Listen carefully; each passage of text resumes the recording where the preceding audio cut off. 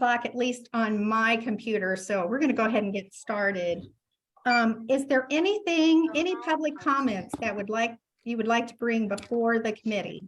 Oh, I can do it today. I thought you wanted it done tomorrow. Rhonda, you need to mute Karen because I don't know if she can hear us. I have a dentist, I mean, a doctor. Hey, Karen, you need to mute. Thank you. Anyway, any other public comments? All right, not hearing anything. We're going to go on to our new business.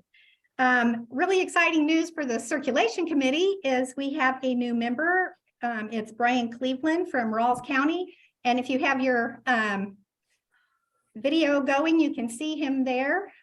So Hello. welcome to Brian. Yeah, thanks for having me. There is still room for more people on the committee. So if anybody else is interested, feel free to contact me.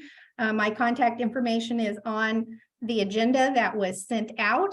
And so, like I say, there's room for more people on the committee, but we're grateful for Brian joining us. So the first thing I wanted to bring up, and in fact,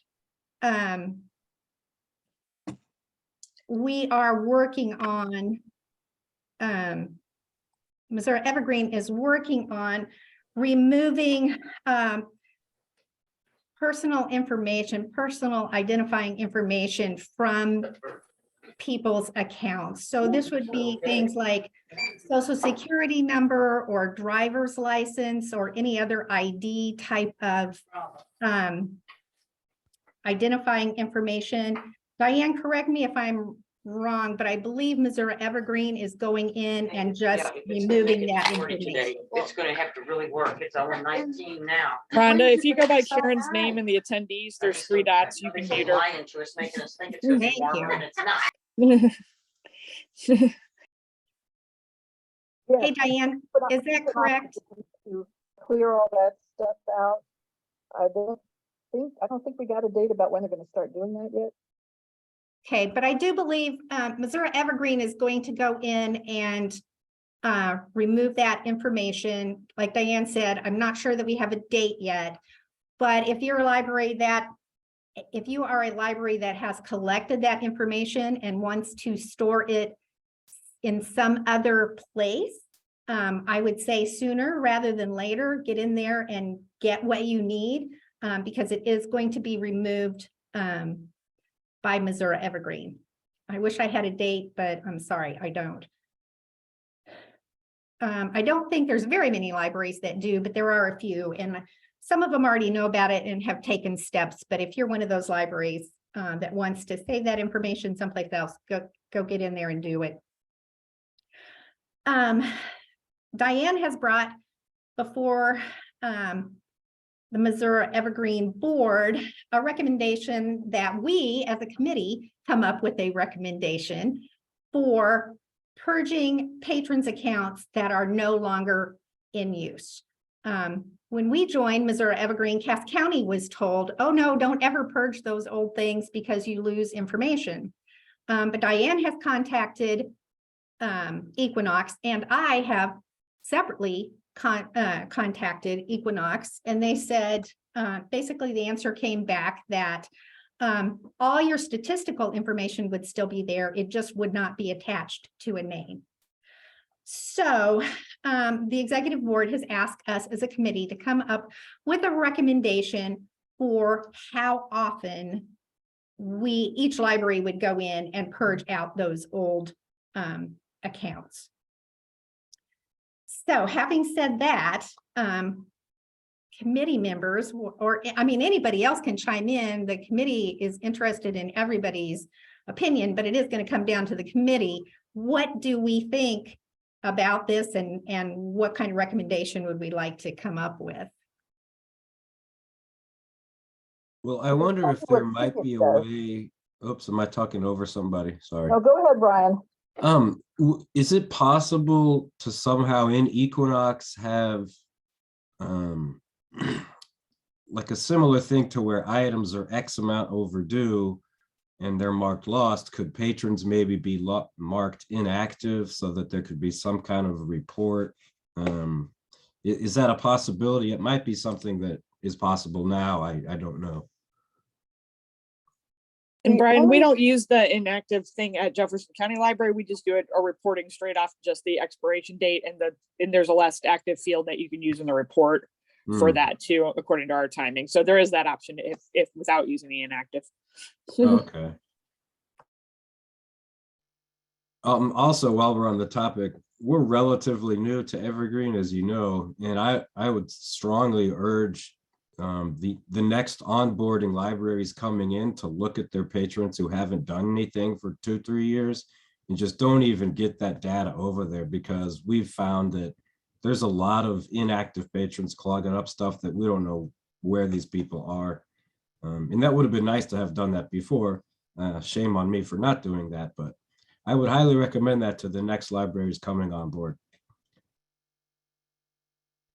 Yeah, that's a good point, because we encourage libraries to clean out their materials databases as much as possible. So it might as well be clearing out their patron databases too. You can have Equinox to ask them to change a setting that if a card has not been used in 2 years, or rather if the expiration date is 2 years, change the status from active to inactive. Like Meredith says, you can run a report and just find the most recent expiration date and just delete them from there.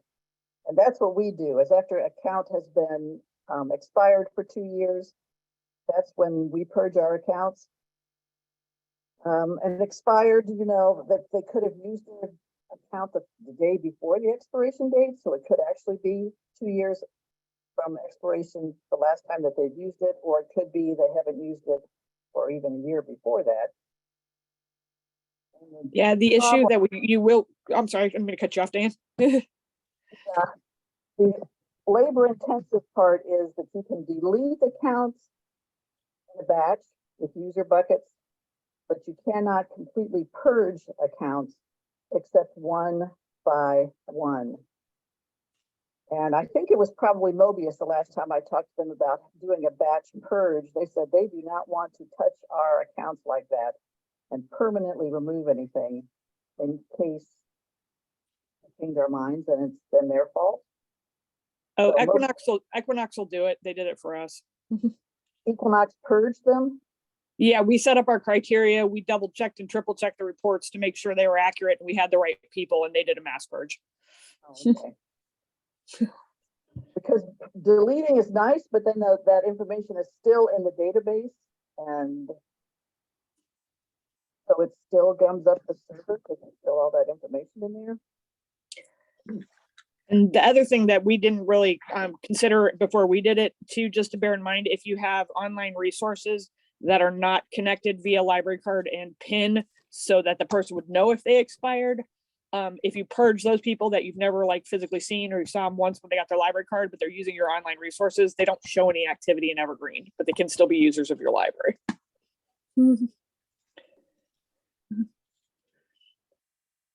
So Diane, what did you think from, I think this was what you brought up before the executive committee, what was your hope with this? Clean out the sludge. So you're talking delete more than purge. No, Or I'm are you talking talking purge? yeah, Okay. using purge to actually get them out of there. Okay. They're- So what do we think is a good number of years? I mean, because we've had, I mean, I know this happens all the time at Cass County. Somebody is here, they move away, they're gone 3 or 4 years, they come back and want to use their card again. So I mean, I know that happens quite a bit, but I don't know what a reasonable number of years would be for us to say. And you would also need a qualifiers too, and I don't know if everybody could agree on those, if they have bills, if they are barred, and everybody's ratios for that are way different for it, and that with it too. So those caveats would have to get on any kind of global recommendation. Or we just say Yeah. for inactive accounts that do not have bills associated with them, we recommend X, Y, and Z. Well, I definitely think if they have bills, they need to stay in the mix there. Even if they come back after 4 years, it's gonna be new information, isn't it? Right. Get a new card and start over. Yeah, I think just having that caveat that the troubled souls would remain, so you'd have the history of the troubled souls. Right.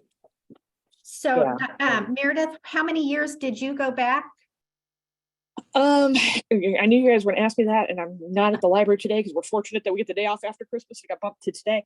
That I want to say we did inactive for 2 years. We have done expired for 3 years. We don't use inactive, we use expired for 3 years as well, but I think the last one we've done has been 2 years.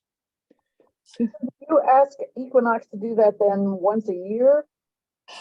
We like to believe that we're that on top of it, but it's one of those things that when it jumps back up on somebody's radar to the list, then we go through it. So we try to be on it, but we're not that good with it. And we kind of folded it into our records retention schedule and counted it kind of that way, as it along with how you retain your print records for a certain amount of time, that these digital records we put into that that record retention schedule. Well, the staff here would be happy to learn that Equinox can do it because I send them a report every month. Each of the branches do their own batch of patrons that they have to permanently purge one at a time. It gives the staff something to do at 7:30, you know, when it's really dead in the building. Sometimes they like those little extra jobs. Yeah, it takes a bit to finesse it to make sure, and Kate Coleman did the finessing on the reporting side of ours to make sure we grabbed the right people, and we had to spot check it and stuff along the way. So there is still some staff intervention needed just to make sure you put the right people in the bucket.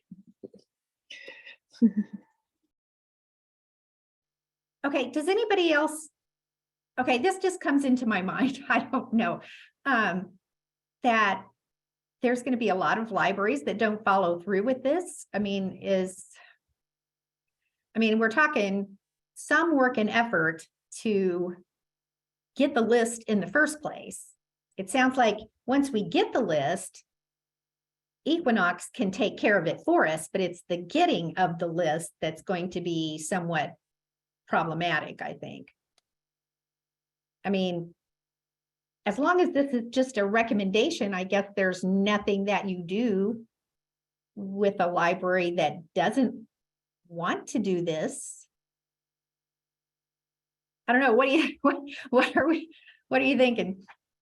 Yeah, You can sell it as a vulnerability and a potential data breach. That was part of our argument for why we started doing it too. If you have a potential data breach, you have 10,000 people sitting in there that all their information is there, but they don't use your library. You just put all those people's information at risk. That if you purge those people out of your system, if you do have a data breach, that's 10,000 less people than you have to notify. Good point, Meredith.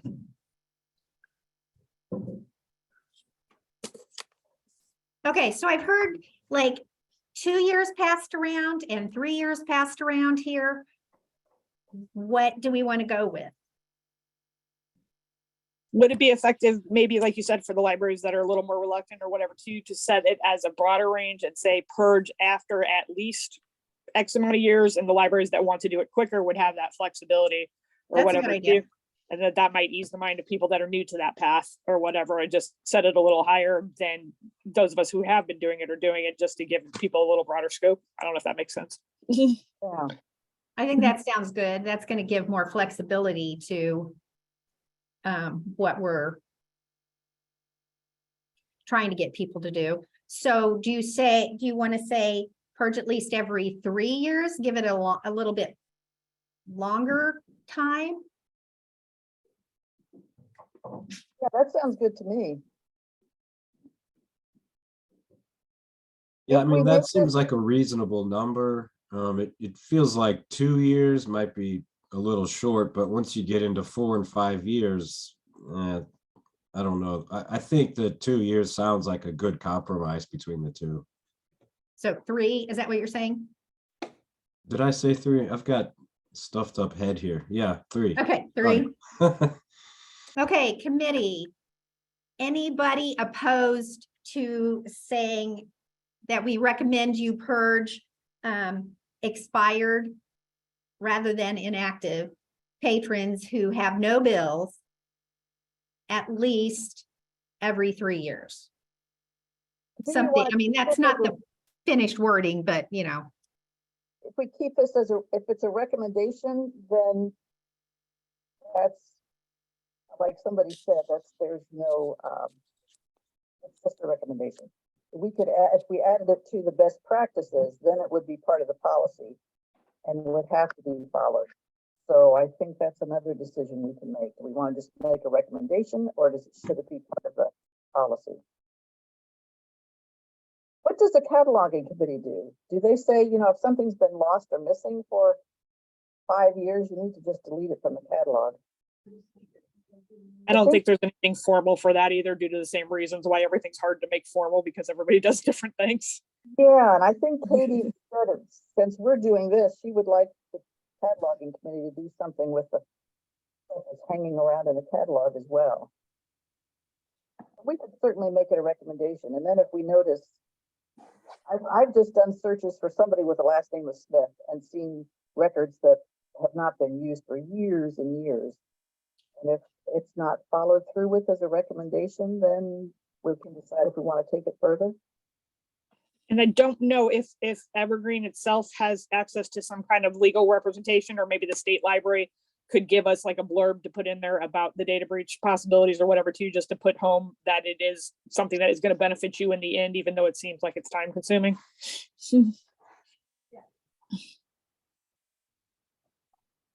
I'm taking notes, so sorry. Well, I think we were tasked with doing a recommendation.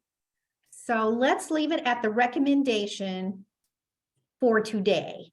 And then when we go to the executive board meeting and if they say, no, we don't want a recommendation, no, we really want something that everybody has to comply with, then we'll address it next month too, then. Is that good with everybody? Okay. Yeah, Very Sounds good. Okay, going on. We have scheduled the next two regional circulation refreshes. One is going to be at Poplar Bluff on March 15th, kind of trying to hit that Boot Hill area of the state. And then the second one is going to be at Barry Lawrence on March 30th.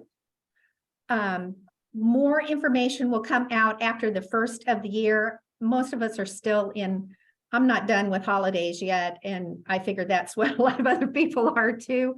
And so we'll kind of start sending out information after the beginning of the year. Belinda from the committee is going to kind of be my point person there at Poplar Bluff, and Leanne also from the committee is at Barry Lawrence. And so we'll get all that information all together after the beginning of the year and send that out. So if your library is in those areas, I hope you can set aside that one day to send some CERC people. We will be working on something for more of the northern, north central, northwestern part of the state. That is yet to come. We haven't scheduled a day yet for that. So don't fear, we're going to get to you, and you don't have to drive all the way to those other places to be included. All right, so moving on. The ME test server for 3.9 is up and available. If you want to get in there and play around with any of the changes, feel free to get in there, because you're not going to be doing anything in real time. You're not going to mess up anything on our end. If you don't know how to get to your test server, I think pretty much whatever your original Word login, like ours is Cass.moevergreen, going on. So ours is Cass, then it would be a dash, the word test, and you just add that little dash and test in there, and that gets you to your test server. So if you have questions, you can email me or anybody on the committee, and we can probably get you into that test server. There is Missouri Evergreen documentation for 3.9. Let me see. I don't know if I can. Let's see. If you go from the page when you originally log in, on the far right side, it will say Missouri Evergreen documentation. Click on that. It will take you and you can see all the documentation. You just have to find 3.9. So go to the top where it says latest. I mean, with the 3.6 and above, it's on the left side, and then go over to the top of the right side and say latest, and that will bring up 3.9. So you can get in there, and that's pretty much for cataloging, for reporting, for all of that information. I also included on here a short, I think it's like 6-minute, something like that, video introducing Simple Reporters.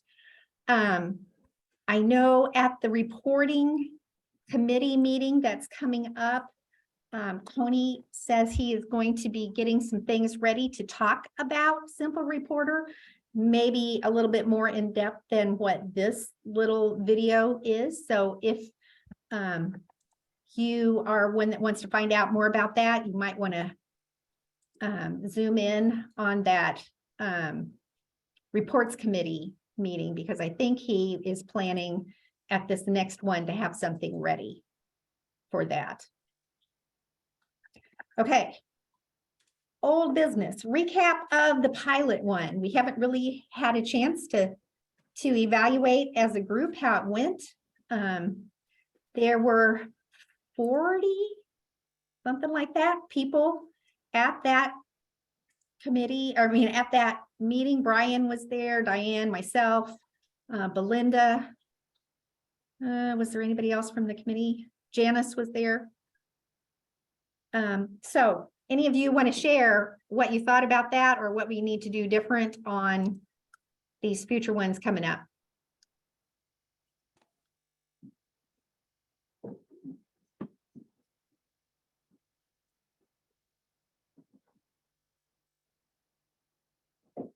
There were a couple comments on the survey, the after survey, about including something about reports.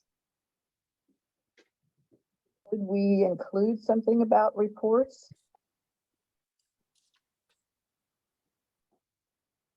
Maybe just how the Simple Reporter works? You are talking to the wrong girl here, because all of our tech guys here at CAS do all those reports. I don't have to do it. So somebody, I think I might have written that on my survey, but that seems like so long ago. I'd have to look at my notes again. Sorry. yeah, I think it would be great. I don't know if we could get maybe somebody from the reports committee at maybe. Would it make sense in the format that you guys did it to possibly like have that at the end? So if people are, if it's not relevant to them, they could stay out and people just stay on for that extra 20 minutes, half hour or whatever to grab that information if it's useful to them. Yeah. That's a good idea. I am the one that runs reports. Reports person. He was asking. Yeah, we're close. Close, can't make a copy. When will you be back open? Okay, so Diane did a wonderful job. If you weren't there, she did a wonderful job. Scenic was a wonderful host also for us.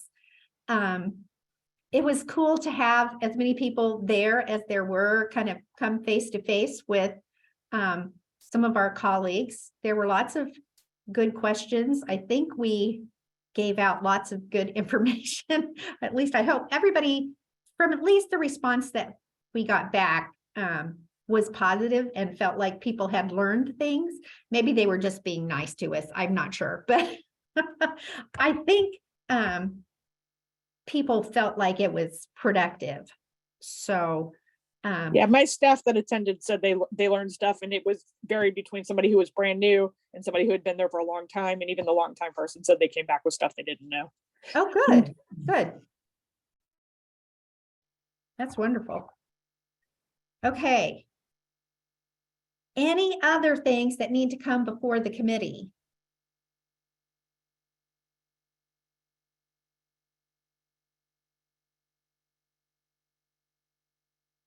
I'm still working with Equinox about on a couple possible development items. Let me see, I'm not sitting in my office, see if I can remember work stuff while I'm sitting in my living room. One of them is the patron expiration periods. They are uniform, so if you use patrons as a permission group, that group expires after a year. And it would be nice if we could have each individual library decide how long they want that period to be. And I thought that there were other options, and because I know Poplar Bluff patron accounts expire after 2 years. And so I contacted them and they said they have to manually, every time they register a patron, they change the expiration date. And I decided that, no, we're not going to do that here at Scenic, even though we want it to be 2 years. So that's one thing that Equinox is going to get back to us about, what that would cost to develop that. And, oh, the other thing was patron, alerts, item alerts. They, even if you put clear, if you click clear on an item alert, it doesn't go away permanently. So you can end up with, like with our Wi-Fi devices, you can end up with all these item alerts, check-in alerts that say this item is overdue, it needs to be reactivated, anything like that that you add, and then you want to remove, you can't, unless you created it as a temporary item alert. And if you don't want it to be temporary, you want to see it every time it checks in, like something we put on display that we want to take it off display after the month is over. You want to see that alert every time until that month is over. But then if you want to clear that alert, you can't clear it permanently. So Equinox is trying to think of a way to create a third option from, it's not, now we have temporary, and then if you just don't click a box, it's permanent, or clear. I asked if we could add an option for delete so that it would be permanently deleted and wouldn't hang around. So we should hear from Equinox sometime soon. I asked them before I went on vacation. They said, yeah, we're still working on it. We'll let you know what a development cost would be for those two projects and see if Missouri Evergreen wants to fund that. And just to rewind on the stray thought, not to make more work for us down the road, phase 2 kind of thing. When you were talking about patron expiration dates, I thought about that. We're one of the ones that manually adjust as well. Our library cards expire every 3 years. So when our people are 2 years expired, then that's a 5-year span versus other libraries. If it's only a 1-year card, they haven't seen them 2 years, that's a 3-year span. But I don't know if that matters. I might be overthinking things. Just if we have that inconsistency too, in addition to the expiration date inconsistencies. Yeah. And I'm probably overthinking it. It really Hey, I doesn't got matter because lost, the amount of time. Meredith. I got lost. Explain that again. I may be overthinking it because it's the time frame in which you haven't seen the person because they're expired. Does the fact for how long the card is good for, is that impactful in that in any way or not? Because it's just the amount of time you haven't seen the person. Because like our library cards are good for 3 years. So you Probably could, just so if you overthinking it. go with a 3-year purging date, you could have it more like 6 years since you've seen the patron. Right. And I don't personally, this is just me, I wouldn't care about that, just as Okay. long as there is some kind of purging being done. Like I said, that's just me, but I know that's going to be different, especially if we make it possible to create individualized expiration periods. We could be all over the map. Yeah, and I I was- think we probably already are for the libraries like mine that manually change it. Yeah, And we just carried over what we were doing in Cersei was it's the 3 years, so we adjusted it that way. Yeah, and nothing we have to worry about today. It was just straight thought with what you were reporting on. I was trying to think it through timeframes in my head. yeah, and I was kind of sheepish asking for more customization because here we are trying to make things a little more uniform. But no, Mickey and Equinox thought that that would be fine because we have other things that we could just click a button on and say, do I want this courtesy notice to go out 3 days ahead of time or 5 days ahead of time for due dates? So it should just be a click of a button. How long do you want your patron expiration periods to be? He's got a new book out, John Conlon. Is this another new one here? Okay. Anything else? Reading it on my phone. Okay, not hearing anything else. I am gonna go ahead and close the Check on it, meeting. But you know how that Have is. a wonderful new year. We won't see each other until the new year, and so celebrate safely, and we'll see you in the new year. Thanks, Rhonda. Thanks, everybody. Thank you. Happy New Take Year. care. See you later.